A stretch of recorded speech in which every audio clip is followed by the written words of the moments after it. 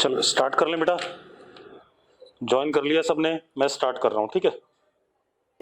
अब जरा ध्यान दो, कल हमने एक चीज देखी थी कि एक कैपेसिटर एक इंडक्टर है, ठीक है। इतनी बात इनिशियली हमने कह दिया कि कैपेसिटर के पास एनर्जी स्टोर्ड है, ठीक है, and that is at time zero charge on capacitor is capital Q.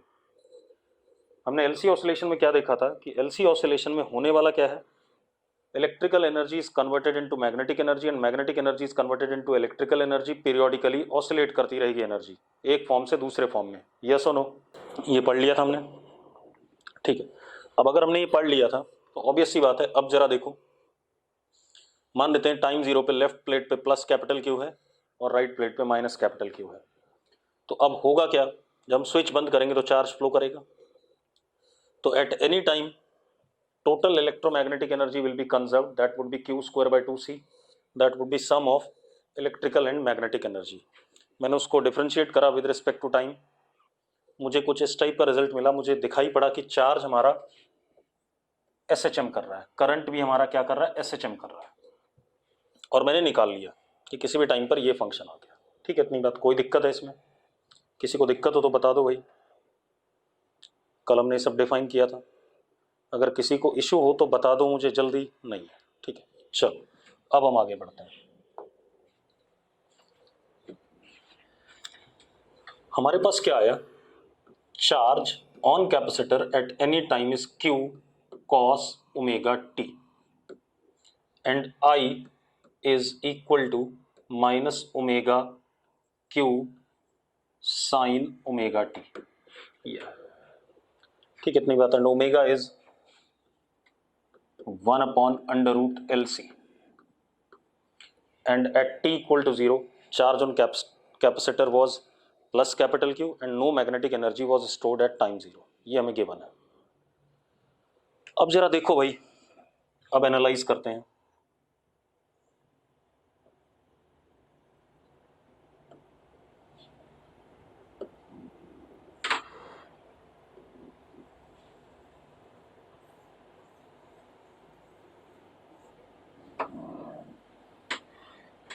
अच्छा, टाइम पीरियड देखो कितना है, time period is 2 pi by omega, ठीक है। अब मैंने क्या करा, for the time period t between 0 to t/4, quarter of the time period, उसके लिए एनालाइज कर रहा हूं। अब आप देखो, उस दौरान यहां पर प्लस क्यू, यहां माइनस क्यू, और करंट ऐसे फ्लो कर रहा था, कि नहीं कर रहा था? यस और नो, करंट ऐसे फ्लो कर रहा था। चलो मैं टाइम यहां लिख देता हूं, दिस इज टाइम t, और ये q और I का ग्राफ बनाऊंगा मैं।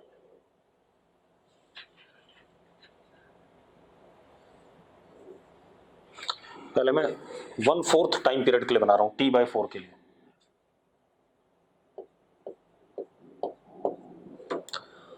अगर हम ध्यान से देखें,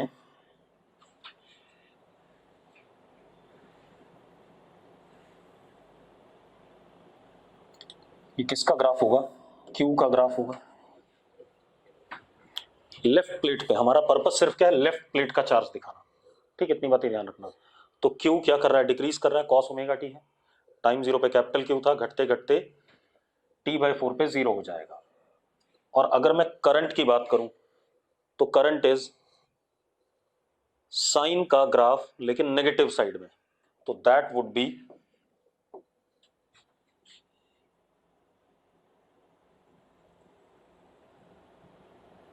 एज सच।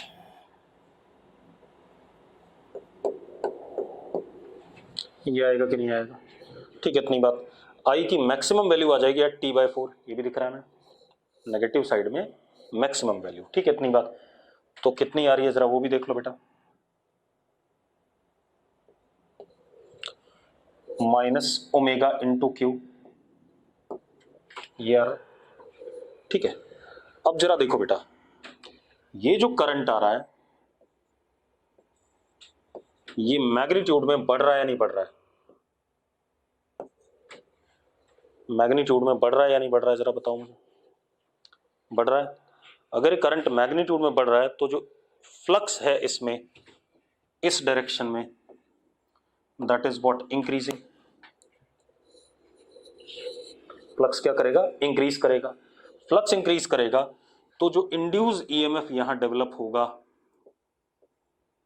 VL, वो अपोजिंग होगा इस करंट को बढ़ने से, क्या करेगा? रोकेगा।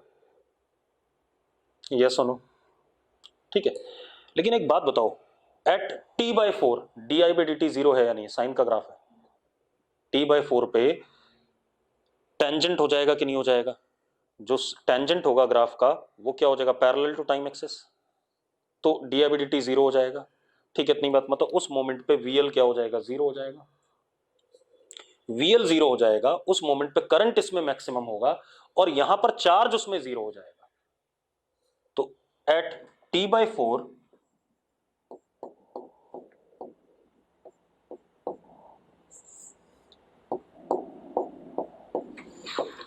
Q is equal to 0, U electrical becomes 0 and I maximum, that is omega into Q magnitude में। डायरेक्शन ही उल्टी है, बस प्लस माइनस साइन सिर्फ डायरेक्शन दिखाने के लिए यहां पर है। तो U magnetic will be maximum and कितना? Half L into I max का स्क्वायर। ये होगा कि नहीं होगा? जल्दी बताओ मुझे। ठीक है, अगर आप इसको ध्यान से देखो तो इन दोनों का sum capital Q square upon 2C आना चाहिए, हमेशा आना चाहिए। तो ठीक है, तो जरा देखते हैं, एक मिनट इसकी वैल्यू देखते हैं। मैंने I की वैल्यू डाल दी बेटा, I मैक्स की value omega square Q square. अगर आप ओमेगा की वैल्यू डालो तो 1/LC, ओमेगा स्क्वायर की वैल्यू डालो 1/LC, तो U मैक्स अगेन कितना आ गया? जरा देखो, UB मैक्स कितना आ गया? Q square by 2C। आ रहा है सही कि नहीं आ रहा है? जल्दी चेक करो। क्लियर है भाई? ठीक है, ये कहानी आ गई। अब हम अगला एनालाइज करते हैं। ये वाला हो गया, ठीक। अगला देखो, अगले क्वार्टर में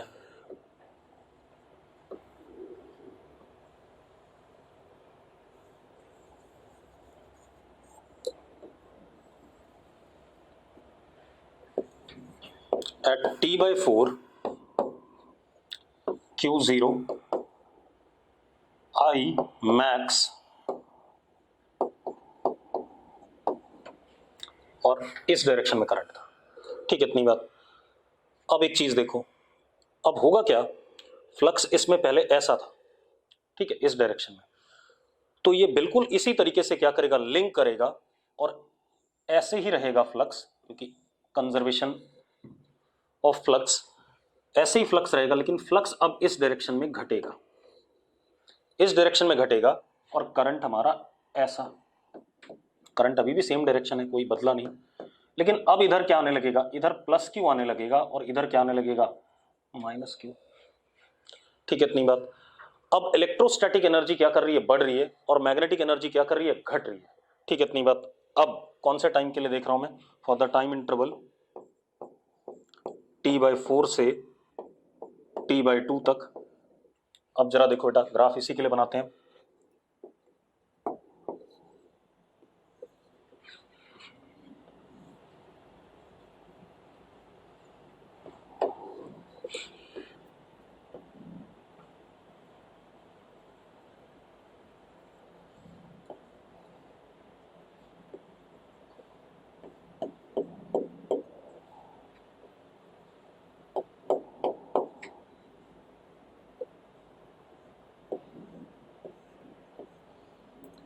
ये हमारा चार्ज हो गया, और देखो लेफ्ट प्लेट पे अब नेगेटिव आने लगा, इसीलिए नेगेटिव हो गया। वो ग्राफ में आपको अपने आप दिखेगा, लेफ्ट प्लेट पे क्या आने लगा? अब नेगेटिव, देयरफॉर नेगेटिव चार्ज दिख रहा है। ये हमारा क्यू हो गया। और जो करंट था हमारा, वो अभी भी सेम डायरेक्शन में है, लेकिन क्या कर रहा है, अब घट रहा है करंट, मैक्सिमम से क्या कर रहा है, घट रहा है। क्लियर इतनी बात?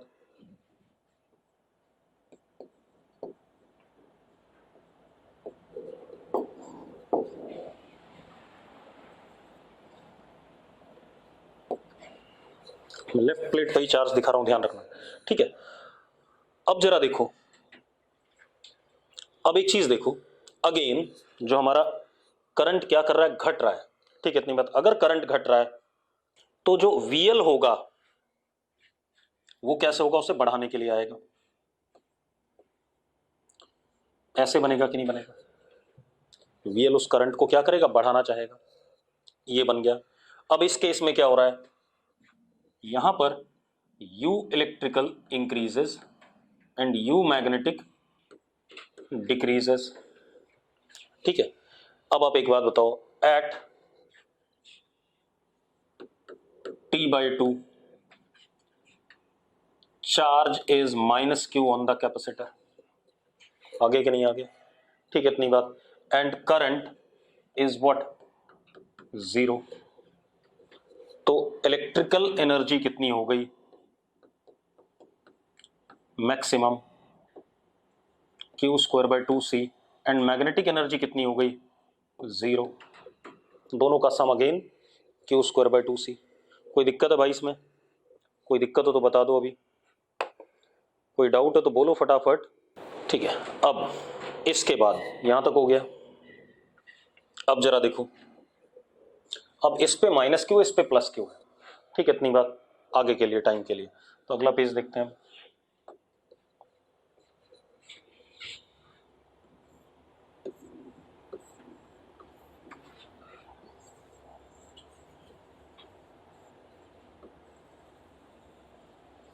अब at T/2 Q is equal to -Q, ठीक है। इतनी बात, एंड करंट इज व्हाट, 0।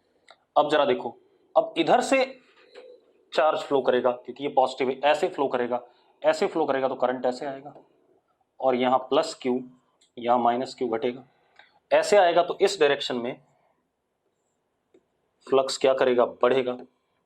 आप देख लो, ग्राफ बना के चेक कर लो, कौन से टाइम इंटरवल की बात कर रहा हूँ, T between T/2 and 3T/4, ठीक है। इतनी बात, कोई दिक्कत नहीं इसमें। अब जरा देखो, आप ग्राफ बना के देख लो, आपको पता चल जाएगा।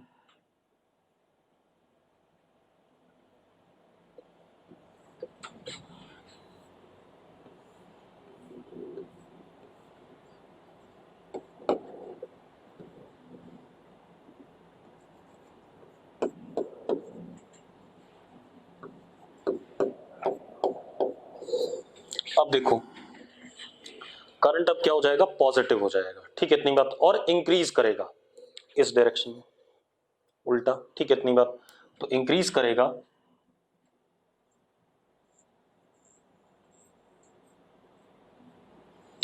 दिस इज व्हाट I, और चार्ज मैक्सिमम से क्या करेगा, घटेगा, ठीक है। इतनी बात, रहेगा नेगेटिव ही क्योंकि इस प्लेट पे नेगेटिव है, तो मैक्सिमम से घटेगा,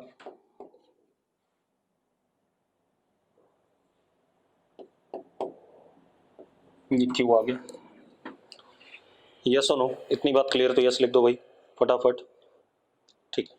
अब अगर आप देखो तो इस केस में क्या हो रहा है, जो इंड्यूस ईएमएफ लगेगा वो ऐसा लगेगा, इस करंट को बढ़ने से क्या करेगा, अपोज करेगा, यानी कि एनर्जी स्टोर हो रही है इसके अंदर। जब भी इंड्यूस ईएमएफ आपका करंट को अपोज कर रहा है तो मतलब एनर्जी उसके अंदर स्टोर हो रही है, और अगर करंट को बढ़ाने की कोशिश कर रहा है इंड्यूस ईएमएफ तो एनर्जी क्या हो रही है, रिलीज हो रही है। तो इस केस में U B increases, U E decreases.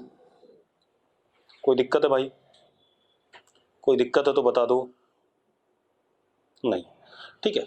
इसके बाद अब फाइनली क्या होगा, U B will be maximum half L I max का स्क्वायर, और अगर आई मैक्स की वैल्यू डाल दें तो this would be Q²/2C, and U E will be what, 0।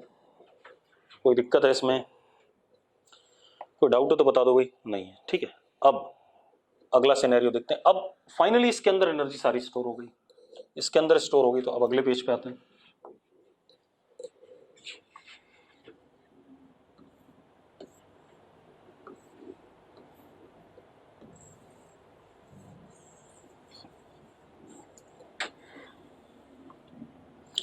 Flux conservation की वजह से फ्लक्स ऐसा ही रहेगा, लेकिन ये फ्लक्स अब घटेगा। घटेगा मतलब करंट ऐसा ही पॉजिटिव, और इधर अब क्या आएगा? प्लस क्यू, और इधर क्या आएगा? Minus Q. यस और नो? यस और नो? फ्लक्स घटेगा, आई घटेगा, तो वी एल अब ऐसा हो जाएगा। ये कब? For the time interval of 3t/4 to t। ठीक है, इतनी बात। अब क्या होने वाला है? फाइनली ये सारी एनर्जी अपनी लूज कर देगा, और किसको दे देगा? इलेक्ट्रिकल फॉर्मेट में दे देगा। तो अब at t q is equal to plus Q, I is equal to 0। ये हो जाएगा फाइनली। यस और नो?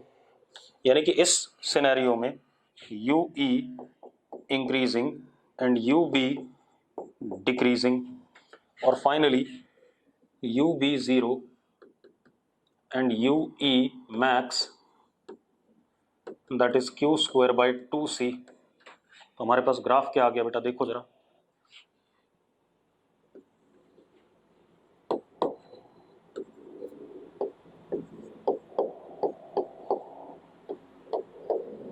अब जरा देखो, करंट की वैल्यू घट रही है, ठीक है, मैक्सिमम से क्या हो रही है? 0।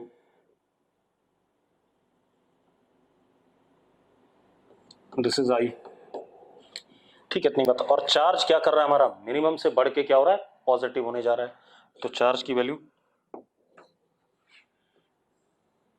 ये हो गया हमारा चार्ज का ग्राफ, ये आ गया। सेम रिपीट हो गया कि नहीं हो गया? फाइनली एक टाइम पीरियड के बाद इस पे कैपिटल क्यों आ गया? लेफ्ट प्लेट पे बिल्कुल वही फंक्शन आ गया हमारे पास। मतलब ये ऐसा ही चलता रहेगा, कहीं पर एनर्जी का लॉस नहीं होगा। ठीक है, इतनी बात। This is called as what? Oscillation of electromagnetic energy from one form to another. ठीक है, इतनी बात। कोई दिक्कत है इसमें? किसी को दिक्कत हो तो बता दो भाई। नहीं, ठीक है, क्लियर है। चलो मैं सारे ग्राफ एक साथ बना देता हूं।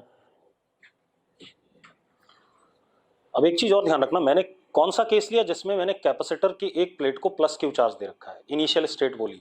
मैं ऐसा भी ले सकता हूं कि इंडक्टर को हम एनर्जी दे दें शुरू में, मैक्सिमम करंट कितना दे दें? आई नॉट दे दें उसमें, ठीक है, तब भी आप कर सकते हो। ठीक है, तो दोनों चीजें ध्यान में रखना, ठीक है, किसी भी तरीके से आ सकता है। अब मैं एक बार सारा ही कर दूं। हमारे पास क्यू आया था, Q cos omega T, and I was minus omega Q sine omega T. किसी भी समय पे U B is half L omega square Q square sine square omega T, that is omega की वैल्यू डाल दें तो U B is equal to half Q square by C sine square omega T. U E electrical is half Q square by C cos square omega T. और अगर हम total electromagnetic energy देखें तो that would be in दोनों का सम, वो अपने आप क्या आ रहा है? क्यू स्क्वायर बाई 2c आ रहा है। Sign square omega T plus cos square omega T is what? 1। ठीक है, अब अगर हम ग्राफ बनाएं सबके, एसएचएम वाले ग्राफ रिपीट हो रहे हैं। अगर आप ध्यान से देखो, कॉस का ग्राफ, साइन माइनस साइन का ग्राफ, फिर ये साइन स्क्वायर और ये कॉस स्क्वायर का, और फिर टोटल एनर्जी का क्या? कांस्टेंट। बनाने की जरूरत है क्या? बनाने की जरूरत है नहीं। चलो, इसका टाइम पीरियड ऑसिलेशन का, इन दोनों का टाइम पीरियड इज 2π/ओमेगा, या ओमेगा एंगुलर फ्रीक्वेंसी। ठीक है, इतनी बात। अगर मैं इलेक्ट्रिक और मैग्नेटिक एनर्जी की बात करूं तो टाइम पीरियड क्या हो जाएगा? T dash is equal to t/2। अरे साइन स्क्वायर और कॉस स्क्वायर का फंक्शन है, तो time period will be t/2। तो frequency will be what? Double. Angular frequency omega dash will be 2 omega, yes और नो? अरे भाई ठीक है, ठीक। और इसके लिए टाइम पीरियड कितना, टोटल एनर्जी के लिए time period is tending to what, infinity, constant function है, तो फ्रीक्वेंसी कितनी इसकी, 0। ठीक है, ऐसे ही पढ़ा था हमने एसएचएम में। ठीक है भाई, अब ये तो आ गया हमारा एलसी ऑसिलेशन, बोर्ड के लिए भी इंपॉर्टेंट है, सब चीजों के लिए इंपॉर्टेंट है। अब आते हैं हम किस पे, डैम्प्ड ऑसिलेशन पे।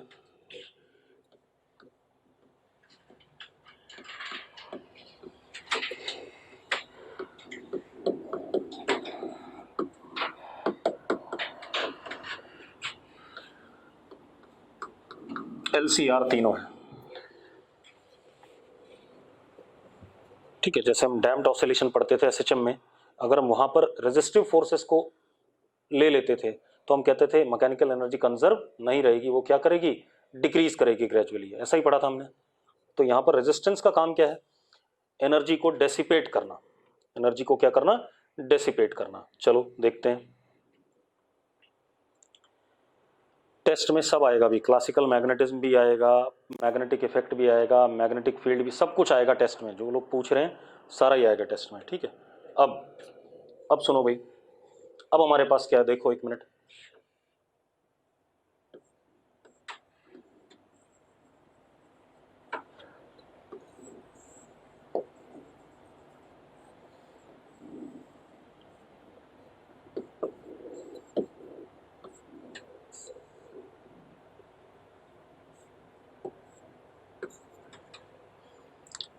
initially C is charged with charge capital Q, ये मान लिया, कैपेसिटर को हमने चार्ज दे दिया, इंडक्टर में कोई एनर्जी स्टोर नहीं है, कुछ इस टाइप की कहानी है जैसा हमने पिछले माना था। अब अगर हम स्विच को बंद करते हैं तो again current will flow as such, यहां पर प्लस क्यू, यहां माइनस क्यू, कुछ इस टाइप से बनेगी कहानी, ये सुनो। अब एक चीज देखो, हम क्या करते हैं, किसी भी मोमेंट पे, ठीक है, इतनी बात हम ये कह सकते हैं,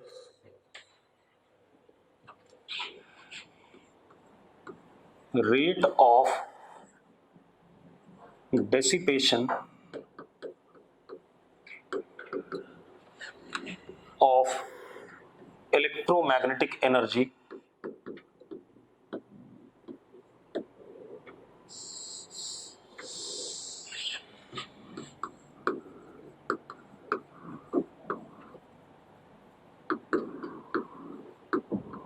रेजिस्टेंस के आने की वजह से इलेक्ट्रोमैग्नेटिक एनर्जी क्या होगी, डेसिपेट होगी।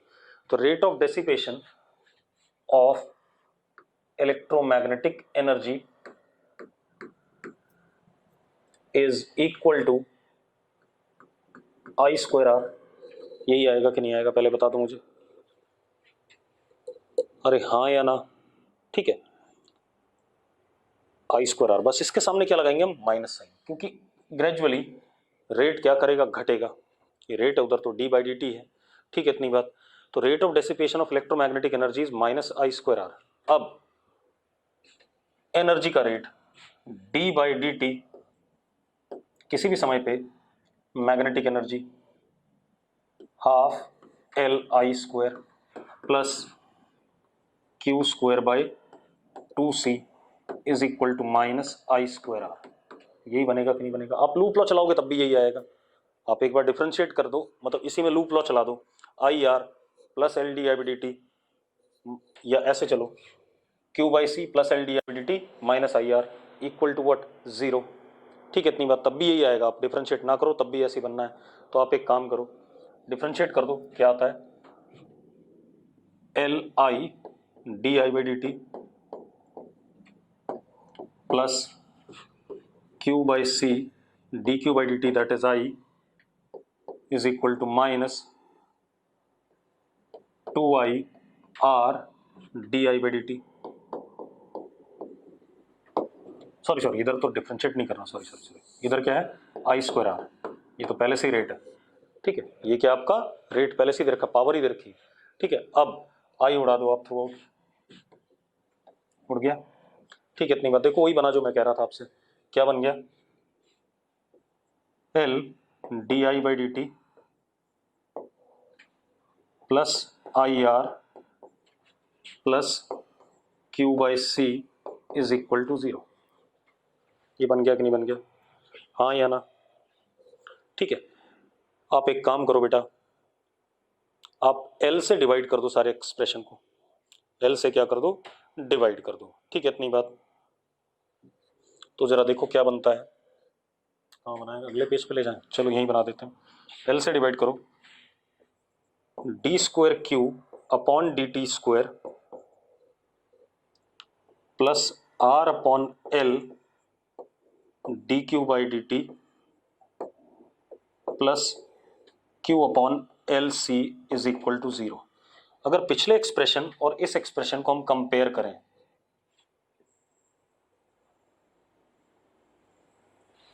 लेकिन मिडिल टर्म फालतू है, ये पिछले एक्सप्रेशन और इस एक्सप्रेशन को कंपेयर करें, जो पिछला हमने एलसी ऑसिलेशन पढ़ा था, तो बीच वाली टर्म फालतू आ रही है, बाकी तो सब सेम है, यस और नो। अब अगर आपको याद हो, चलो मैं लिख देता हूं अगले पेज पे,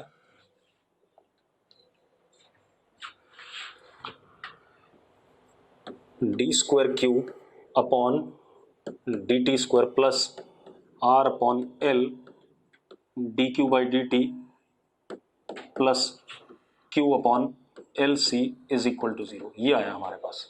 अगर पिछले साल का एसएचएम हम कंपेयर करें डैम्प्ड वाला, तो डैम्प्ड वाला जो हमने करा था, तो याद करो, D square X upon D T square plus B D X by D T plus omega square X is equal to 0, कुछ इस टाइप से लिखा था हमने, ओमेगा स्क्वायर नहीं, के एक्स, सॉरी, के के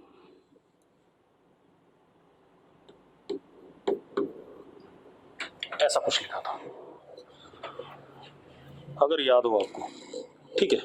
तो जो हमने इसके लिए x के एक्सप्रेशन लिखे थे, उसी तरीके से यहां लिखते हैं, तो q इज इक्वल टू, क्योंकि सेकंड ऑर्डर डिफरेंशियल इक्वेशन है, जो 12th में आप लोगों ने सॉल्व नहीं कराया, शायद करा ये वाला, नहीं कराया, हाँ, बी डैम्पिंग कांस्टेंट, ठीक है, बताऊंगा, ठीक है, जो रेजिस्टिव फोर्स की वजह से आया है, एक्चुअल में जो हमारा F होता है SHM में, दैट इज माइनस के एक्स, ये होता है, लेकिन अगर डैम्पिंग हो तो F जो होता है हमारा, वो होता है माइनस के एक्स माइनस बी वी, ये आता है, ठीक है। अब जरा देख, इसको लिखेगा m D square X upon D T square, इसको लाएगा b D X by D T और प्लस के एक्स इज इक्वल टू 0, ऐसा करोगे, m से डिवाइड कर दो, वही बन रहा है कि नहीं बन रहा है, ठीक है। तो इसलिए हम तो कहीं पर रेजिस्टेंस आ गई, तो that resistance is assume to be proportional to what, velocity, और वेलोसिटी को के क्या, अपोजिट डायरेक्शन में, इस तरीके से बात करते हैं। अब हमारे पास जो Q का फॉर्मूला आएगा, डायरेक्टली मैं लिख रहा हूँ, Q is equal to capital Q, पिछले साल भी डायरेक्ट लिखा था शायद मैंने, अगर याद हो, Q e की power minus R T upon L, 2l not L, 2l cos omega D T plus 5, omega D T plus 5, where omega D is frequency of, damped frequency कहेंगे इसे, क्या कहेंगे, डैम्प्ड फ्रीक्वेंसी, और omega D की value क्या आती है, omega D is equal to under root 1 upon L C minus R square upon 4l square. अब एक बात बताओ, अगर r 0 होता तो ओमेगा डी क्या हो जाता, ओमेगा हो जाता, पुराना वाला SHM, अगर r 0 हो जाए तो अगेन LC ऑसिलेटर आ जाएगा, ठीक है, इतनी बात। अब क्या कहानी है, अगर हम कहें r स्क्वायर की value, if r square is equal to, अगर हम r स्क्वायर की वैल्यू किसके बराबर रख दें, 4l by C, R square की वैल्यू 4L/c रखो, तो 4L/c रखोगे तो ओमेगा डी 0 हो जाएगा कि नहीं हो जाएगा? Omega D will be what? 0।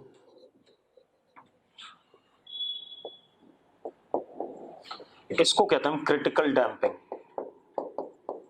जब ऑसिलेशन खत्म हो जाए तो उसको हम क्या कहेंगे? Critical damping.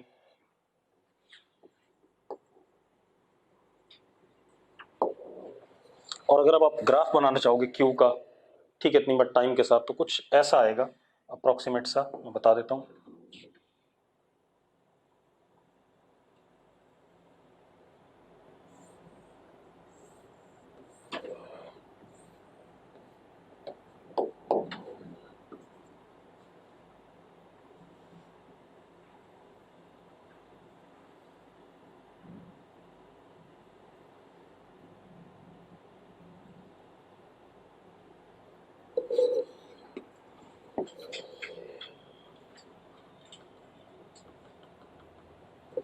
ये एक्सपोनेंशियल फंक्शन होता है येलो कलर से जो मैंने दिखाया, ठीक है, उसके नीचे नीचे ग्रेजुअली क्या करेगा? क्यू की वैल्यू घटेगी, ठीक है, इतनी बात। This is somewhat exponential function, और यहां पर प्लस क्यू इनिशियली, ठीक है, इतनी बात। ऐसे करके एनर्जी धीरे धीरे क्या करेगी? घटेगी, और इन्फिनिटी पर क्या हो जाएगी? 0 हो जाएगी। क्लियर है भाई? ये हमारे पास खेल था डैम्प्ड ऑसिलेशन RLC सर्किट। देखो ये जेई मेंस में आएगा, एडवांस में नहीं आएगा, ये ध्यान रखना, ठीक है, और बोर्ड में भी नहीं आएगा, बोर्ड में LC ऑसिलेटर आता है, ठीक है। अब इसके बाद, और जेई मेंस में भी वो क्रिटिकल डैम्पिंग के बारे में ज़्यादा पूछता है, बाकी कुछ नहीं पूछता है, ठीक है, ये ध्यान रखना। अब हम आगे बात करें। अब देखो भाई, अभी तक हमने क्या देखा? सेल्फ इंडक्टेंस देखा L, ठीक है, इतनी बात। सेल्फ इंडक्टेंस में हमने सेल्फ इंडक्टेंस डिफरेंट सिस्टम्स के निकालने सीखे, ठीक है, इतनी बात। उसमें एनर्जी कैसे स्टोर होती है, और उसका DC सोर्स के साथ ग्रोथ ऑफ करंट और डीके ऑफ करंट की बात करी, ठीक है, इतनी बात। और oscillation of electromagnetic energy when L and C are connected with each other. अब हम बात करेंगे series and parallel combination of inductors. Series and parallel combination of inductors. बिल्कुल वैसा ही जैसे R और C पढ़ा है हमने, वैसा ही लगभग। तो पहले हम सीरीज कॉम्बिनेशन कर लें।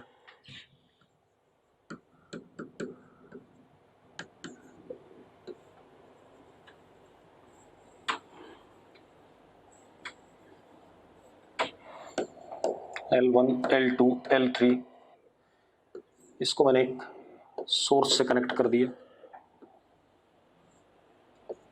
अब मुझे इक्विवेलेंट इंडक्टेंस बतानी है। इक्विवेलेंट बतानी है तो एक चीज बताओ, मान लो किसी मोमेंट पे करंट I ड्रॉ हुआ यहाँ, ठीक है, इतनी बात। तो इक्विवेलेंट भी कितना ड्रॉ करेगा? I ड्रॉ करेगा, तभी इक्विवेलेंट कहलाएगा, ठीक है। और VL1 plus VL2 plus VL3 is equal to what? E, ठीक है, इतनी बात। तो क्या होना चाहिए? VL1 plus VL2 plus VL3 is equal to E, ठीक है, इतनी बात। अब जरा देखो, L1 di/dt, L2 di/dt, क्योंकि करंट सेम है, सीरीज में है, L3 di/dt। तो L1 plus L2 plus L3 di/dt is equal to E। अब अगर हम एक इक्विवेलेंट लगाते हैं, L इक्विवेलेंट, सेम सोर्स से, तो सेम करंट ड्रॉ करेगा। अगर इक्विवेलेंट है तो, हाँ या ना? तो सेम करंट ड्रॉ करेगा, तो अपने आप ही देखो E बराबर आ गया L इक्विवेलेंट इंटू di/dt। आगे कि नहीं आगे? अगर मैं दोनों को कंपेयर कर दूं, E को कंपेयर कर दूं, तो di/dt कट जाएगा। L equivalent will be summation Li, yes और नो? या L equivalent is equal to integration dl with the proper limits, yes और नो? अरे यस और नो जल्दी बताओ। अब आ जाते हैं बेटा हम पैरेलल कॉम्बिनेशन पे। अब पैरेलल पे आ जाओ।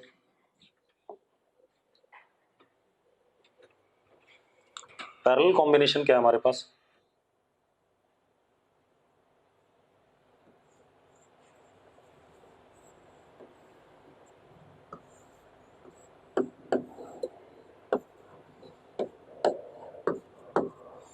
यहाँ से I गया तो यहाँ I1 और यहाँ I2, तो I is equal to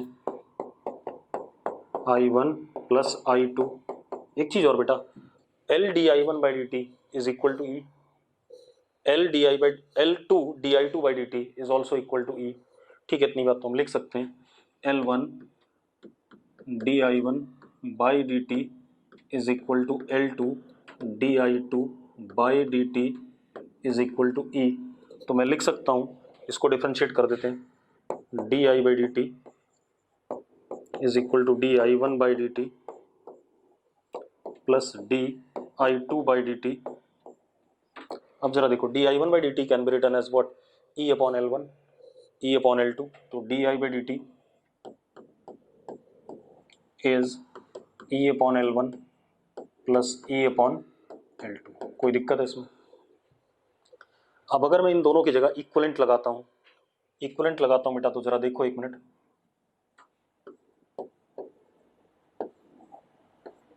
same battery तो करंट सेम ड्रॉ करेगा ही, तो इसका मतलब E is equal to L equivalent D I by D T. अब मैं D I by D T को कंपेयर कर दूं E बाई एल इक्विवेलेंट, तो E कट जाएगा, 1 upon L equivalent will be summation 1 upon L I. हाँ या ना? ठीक है, इतनी बात कर लोगे सबके सब। अब इतनी बात हो गई भाई सीरीज एंड पैरेलल कॉम्बिनेशन। ठीक है, इतनी बात हो गया भाई। अब आगे बढ़ें, ये तो हमारे पास खेल हो गया, क्या कहते हैं, सेल्फ इंडक्टेंस का सारा। अब एक और चीज होती है हमारे पास, दैट इज म्यूचुअल इंडक्टेंस।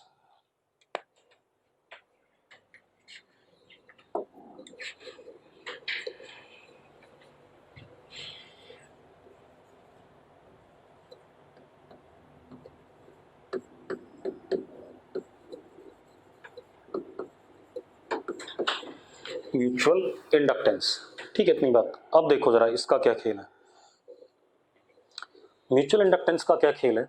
हमने सेल्फ में क्या पढ़ा था, देखो हमारे पास एक कंडक्टिंग लूप होता था, इसमें हमने करंट फ्लो कराया। अगर ये करंट वेरिंग है तो इस लूप में जो फ्लक्स है वो भी क्या हो जाता, वेरिंग हो जाता। वेरिंग हो जाता तो ईएमएफ इंड्यूस हो जाता इस लूप में। ठीक है, इतनी बात क्लियर है। That is called as what, self induction. खुद के करंट की वजह से अपने ही लूप में फ्लक्स का variation is called as what, self induction. लेकिन अगर मैं म्यूचुअल इंडक्शन की बात कर रहा हूं तो देखो एक मिनट क्या कहानी आने वाली है। मेरे पास एक करंट कैरिंग लूप ये है,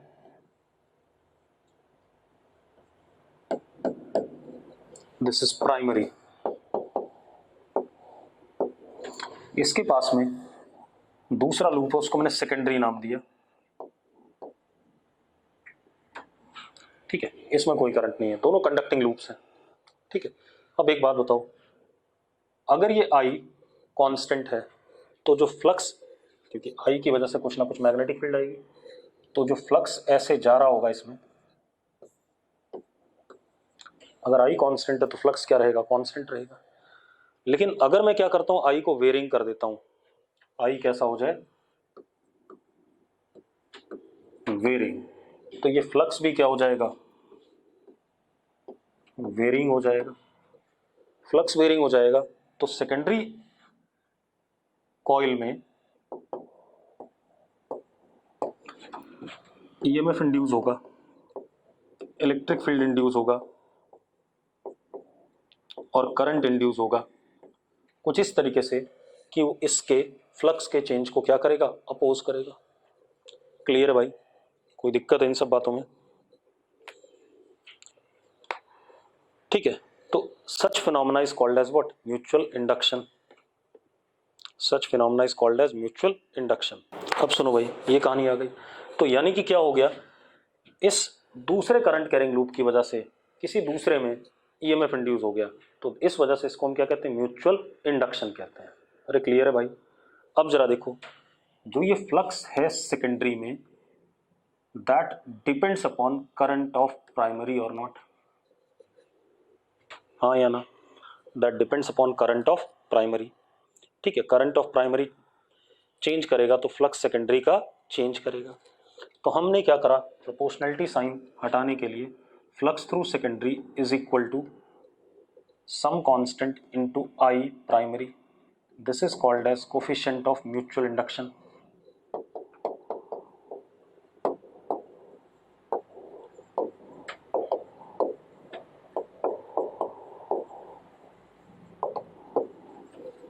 वहां क्या होता था, अपने ही लूप का फ्लक्स अपॉन अपने लूप का करंट। यहां पर क्या है, फ्लक्स सेकेंडरी का और करंट प्राइमरी का, दोनों का ratio will give me what, coefficient of mutual induction. कोई इशू है भाई इसमें? कोई इशू हो तो बता दो। नहीं, ठीक है। अब एक चीज और लिख लो, mutual induction depends on configuration of loops and medium in which they are placed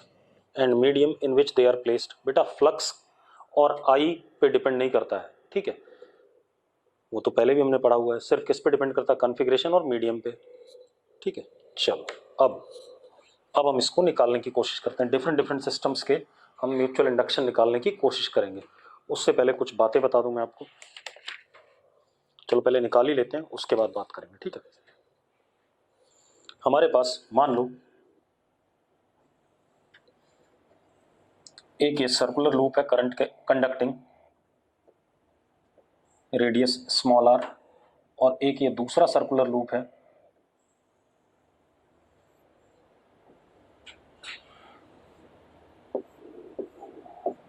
radius capital R.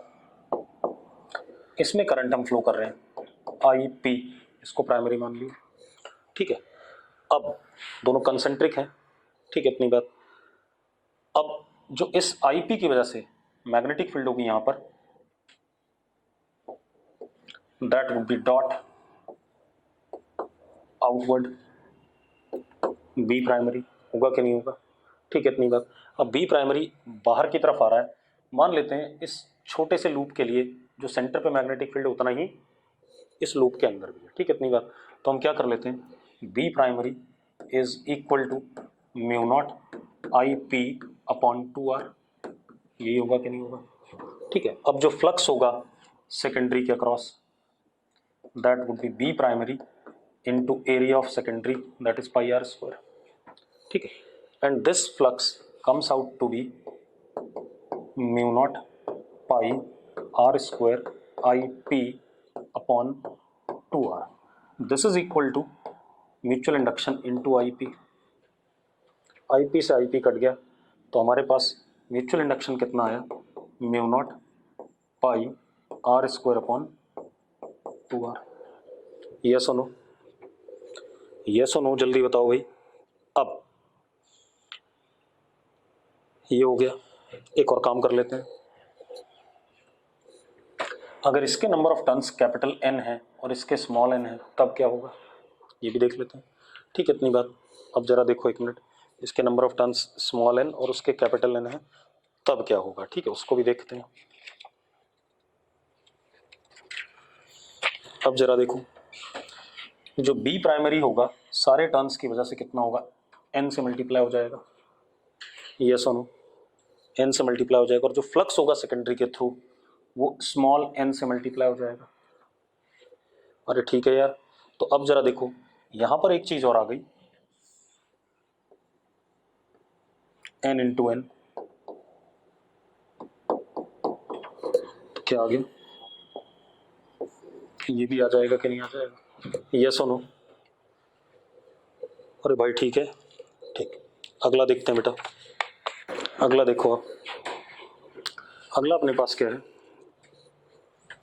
एक इनफाइनाइट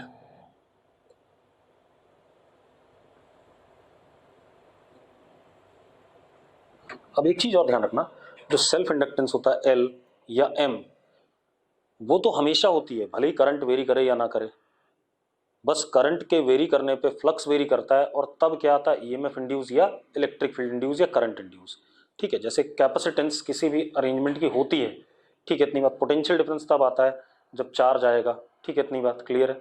तो वही कहानी यहाँ पर भी है। अब ये इन्फिनिट करंट कैरिंग वायर है, straight current is what I.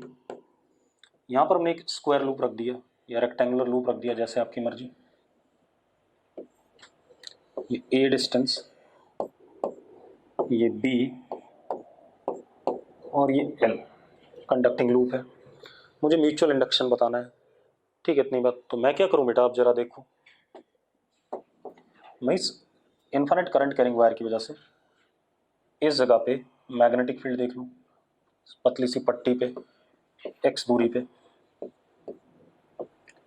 D x कैसा, अंदर की तरफ, और कितना, B primary is mu not I upon 2 pi X. मानते या नहीं मानते हो? तो जो फ्लक्स होगा इसके through into this area D A, तो D phi is equal to B primary into D A, that is L D X. ठीक है भाई, अब जरा देखो, D phi is equal to mu naught L I D X upon 2 pi upon X. Integrate कर दें इसे, integrate कर दें बेटा, तो flux comes out to be, कहाँ से कहाँ तक इंटीग्रेट करें, ए से ए प्लस बी तक, ए से ए प्लस बी तक, तो mu naught L I upon 2 pi log 1 plus B by A. ठीक है, इतनी बात, 1 plus B by A.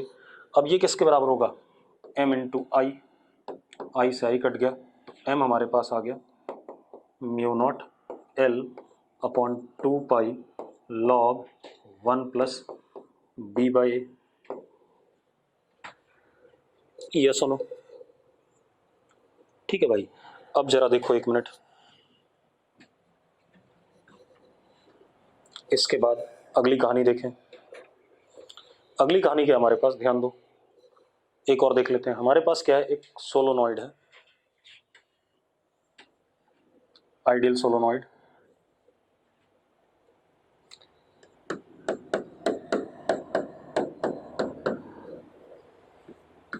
Current I, number of turns small N, per unit length है बेटा।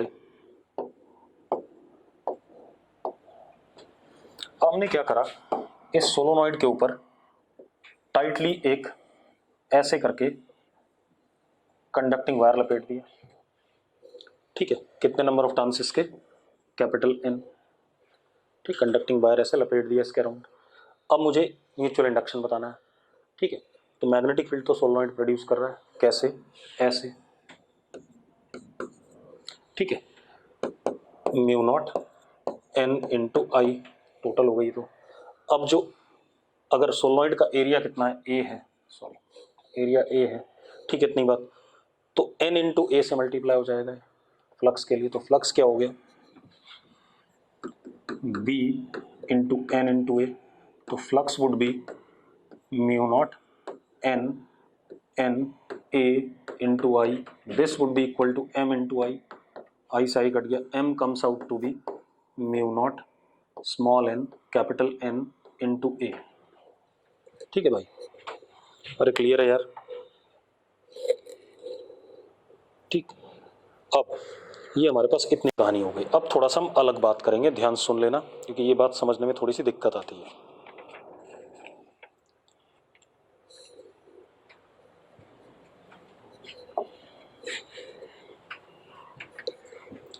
लिखो आप लोग, लिखो, consider two coils placed close to each other. ठीक है, इतनी बात, विथ कॉमन एक्सेस। समझ में आ गया, मतलब एक्सेस दोनों की क्या है, सेम। ठीक है, मैं रख देता हूं।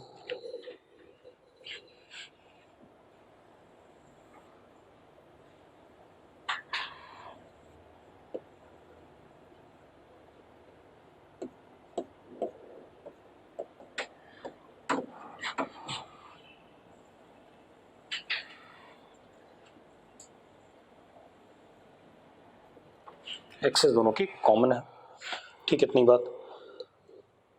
Steady current I1 is set up in coil 1, ये कॉइल 1 है, ये कॉइल 2 है। स्टेडी करंट I1 में हमने सेटअप कर दिया, 1 वाले में कितना I1।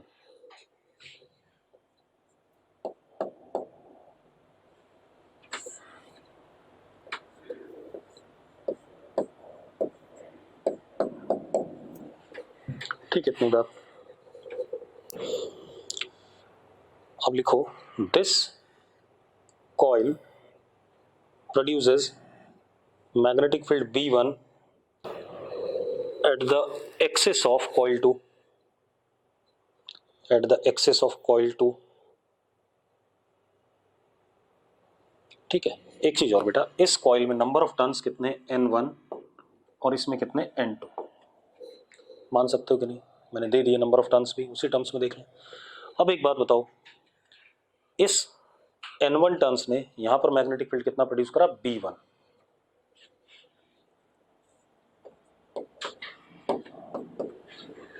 ठीक है। अब जो फ्लक्स होगा इसके थ्रू, ठीक है, इतनी बात। अगर सिंगल लूप के थ्रू देखें, flux across single loop of 2 due to current in 1 is phi21। This is flux across single loop of 2 due to current in 1।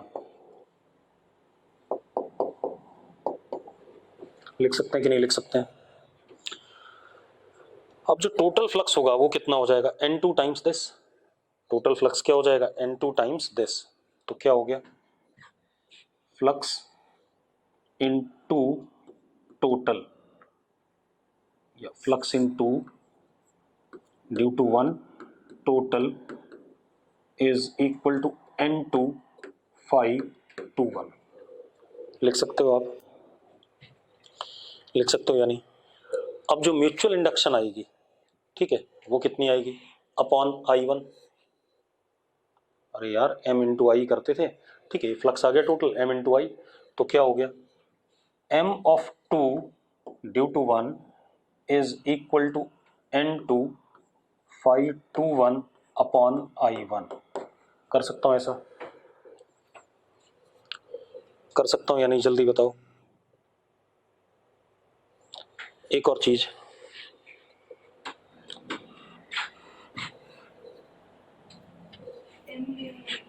क्या चीज बेटा? मैंने B1 टोटल मैग्नेटिक फील्ड बोला था, मैंने कुछ बोला ही नहीं ऐसा, ठीक है, इतनी बात, ये ध्यान रखो। मैंने कहा था magnetic field at the centre of this loop is B1, इसका मतलब ये आता है सबकी वजह से। अब क्या कहानी, इफ I1 वेरीज तो क्या हो जाएगा, EMF इंड्यूस जो होगा सेकंड वाले में M21 dI1 by dt, यही होगा EMF इंड्यूस, यही होगा सेकंड वाले में। EMF induce M21 dI1 by dt is equal to N2 d phi21 by dt।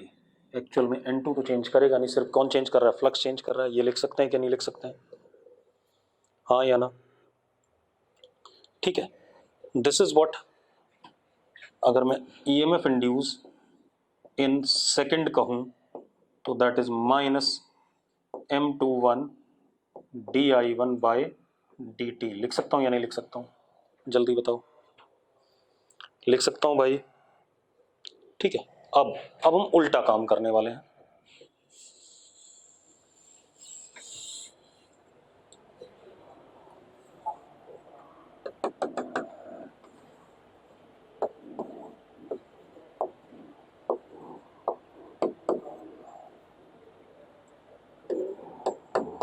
इसमें करंट फ्लो कर रहा है, अब इसमें करंट फ्लो कराया तो इसने मैग्नेटिक फील्ड यहां प्रोड्यूस करा कितना B2, ठीक है, इतनी बात। तो जो फ्लक्स आया सिंगल लूप के अक्रॉस वो आया phi12, तो जो टोटल फ्लक्स आया that is N1 into phi 12 लिख सकते हैं या नहीं? लिख सकते हैं भाई, N1 phi 12, ठीक है। तो अब जो M12 आएगा that would B N1 phi 12 upon I2। Yes और नो? जल्दी बताओ भाई, पक्का ठीक है? अब इसके बाद अगर मैं I2 को वेरी कराता हूं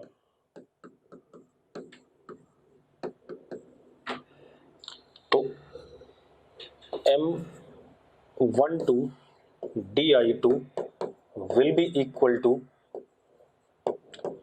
N1 d phi 12 upon dt और E2 induce will be minus M12 di2 by dt। कोई दिक्कत है इसमें? कोई इशू हो तो बता दो भाई, कोई इशू है, कोई दिक्कत है इसमें? ये तो सिंपल लॉजिक है, यही चलना था। अब एक चीज लिखो, from reciprocity theorem and experimental results, जो कि हमारे 12th के सिलेबस में नहीं है, लिखो from reciprocity theorem, RECIPROCITY, from reciprocity theorem और experimental results, M12 is equal to M21। Configuration पे डिपेंड करता है बेटा, करंट वगैरह पे डिपेंड नहीं करता है, ठीक है। M12 is equal to M21 is equal to capital M, मैंने मान लिया कैपिटल M। अब 12 और 21 लिखने का कोई फायदा नहीं है, ठीक है। इतनी बात, ये दोनों क्या हो गए? बराबर हो गए, ठीक है। तो हम क्या लिख सकते हैं? E induced in second is M times di1/dt and E induced in first is M times di2/dt। तो हमारे पास क्या आ गया? E induced 1 is to di1 upon dt, E induced 1 is M di2/dt। लिख सकते हैं या नहीं लिख सकते हैं? ठीक है भाई, अब थोड़ा सा और बात करेंगे। अगर हमारे पास एक्चुअल में सेल्फ इंडक्टेंस भी क्या है? सेल्फ इंडक्टेंस कॉइल्स ही हैं। अगर दो सेल्फ इंडक्टर पास में रखे हो तो मतलब दो कॉइल आपस में पास में रखी हैं, तो अगर एक में करंट फ्लो करेगा तो दूसरे में वो फ्लक्स जरूर प्रोड्यूस करेगा, हाँ या ना? तो यानी कि म्यूचुअल इंडक्शन का कंसेप्ट आएगा कि नहीं आएगा? ठीक है, तो यही मैं कह रहा हूं, अगर हमारे पास कहीं पर दो कॉइल हैं तो उनकी खुद की सेल्फ इंडक्टेंस भी होगी और कुछ म्यूचुअल इंडक्शन भी होगा। अभी तक जब हम सेल्फ इंडक्टर पढ़ रहे थे तो म्यूचुअल इंडक्टेंस को हम बिल्कुल ही क्या कर रहे थे? इग्नोर कर रहे थे, लेकिन अब नहीं इग्नोर करेंगे। तो मैं क्या कहता हूं, क्योंकि हमें सिंबल पता है सेल्फ इंडक्टर का, अगर मेरे पास एक इंडक्टर ये है L1 और दूसरा इंडक्टर ये है L2, इस केस को हम कहते हैं क्लोजली पैक्ड। दोनों इंडक्टर क्लोजली पैक्ड है।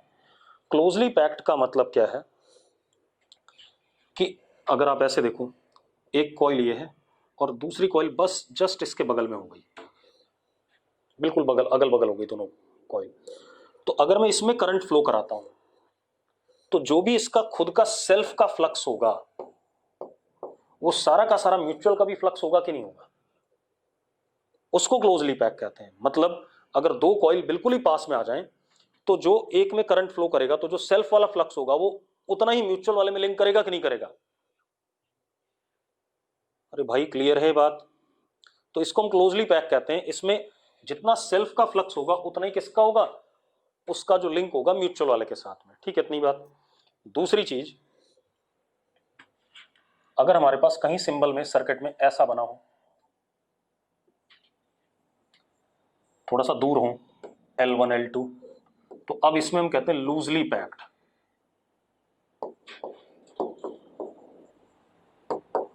मतलब इसमें flux of self is equal to flux of mutual, लेकिन इसमें flux of self is greater than flux of mutual. थोड़ा सा बाहर चला जाए, अगर दूर है तो जो इसका फ्लक्स है कुछ बाहर से भी चला गया, कुछ बाहर से चला गया तो लूजली पैक। ठीक है, इतनी बात। तीसरा क्या हो गया, अगर ऐसा सिंबल है कहीं पर,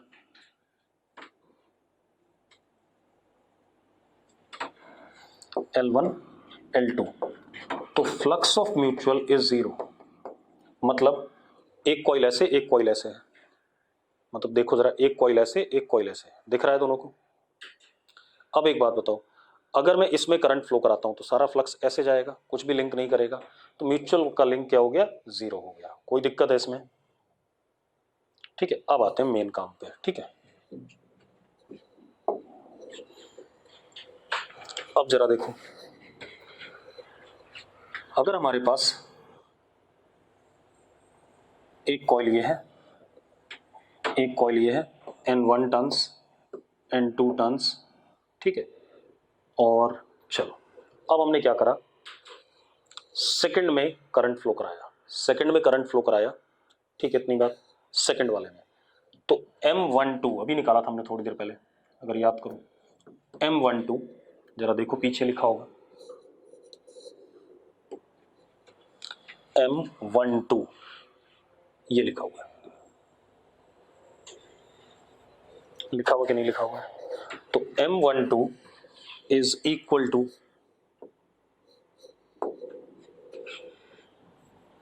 N1 512 अपॉन I2, ऐसा था या नहीं था? हाँ या ना, जल्दी बताओ भाई मुझे। ठीक है, M21 is N1 N2 521 upon I1, yes और नो, यस और नो, यही था। ठीक है, अब एक और चीज, L1, L1 is N1 5 1 upon I1, खुद का flux, number of turns upon I1। L2 is N2 5 2 upon I2। मेरा चेक कर लो, ये बातें सही है तो यस लिख दो एक बार फटाफट, अगर ये बातें सही हैं तो यस लिख दो। ठीक है, अब आप एक काम करो, हमें पता है M12 और M21 बराबर होते हैं, दोनों को मैंने मल्टीप्लाई कर दिया और M स्क्वायर हो गया। हमें ये भी पता है M12 is equal to M21 is equal to M, तो मैंने मल्टीप्लाई कर दिया दोनों को, M square is equal to N1 512 N2 521 upon I1 I2, ऐसा लिख सकता हूं, लिख सकता हूं भाई। अब आप एक काम करो, N1 अपॉन I1 को मैं लिख सकता हूं L1 upon 5 1, N1 upon I1 को L1 अपॉन 5 1, और N2 अपॉन I2 को L2 अपॉन 5 2 रख देते हैं। M square is equal to L1 L2 512 upon 5 2 into 521 upon 5 1, ऐसा लिख सकता हूं कि नहीं? लिख सकता हूं भाई। अब जरा देखो 512 अपॉन 5 2 क्या है, अगर ध्यान से देखो, 512 is mutual flux across 1 and 5 2 is self flux across 2, yes और नो? अरे हाँ या ना? और यही तो बोल रहा था, अगर ये 1 होगा तो टाइट कपलिंग होगी, अगर ये 1 से छोटा होगा तो लूज कप मतलब वीक कपलिंग होगी, और अगर 0 होगा मतलब ये 512 0 हो जाए तो मतलब क्या हो गया, नो कपलिंग। अरे यस और नो, अरे यस और नो, जल्दी बताओ मुझे। ठीक है, इतनी बात। तो अब जरा देखो आप एक मिनट, हमने क्या करा, इस चीज को के लिख दिया, मतलब क्या है, कोफिशिएंट ऑफ कपलिंग। एक डेफिनेशन दे रहा हूं,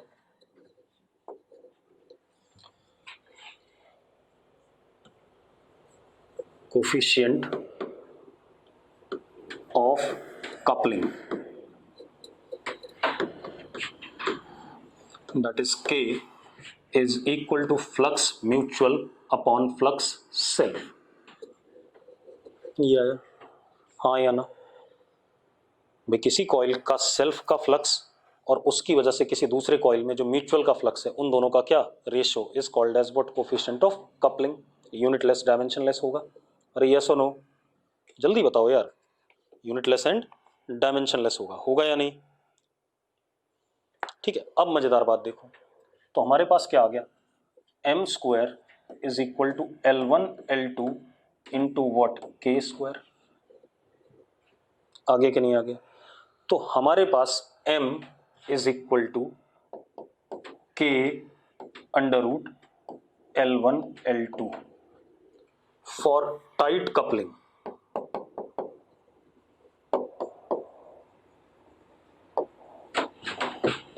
k इज इक्वल टू 1. अब बेटा देखो, अगर हमें L1 L2 गिवन है तो हम m की वैल्यू बता सकते हैं, प्रोवाइडेड k पता होना चाहिए हमें. ठीक है, इतनी बात. For tight coupling k 1, loose coupling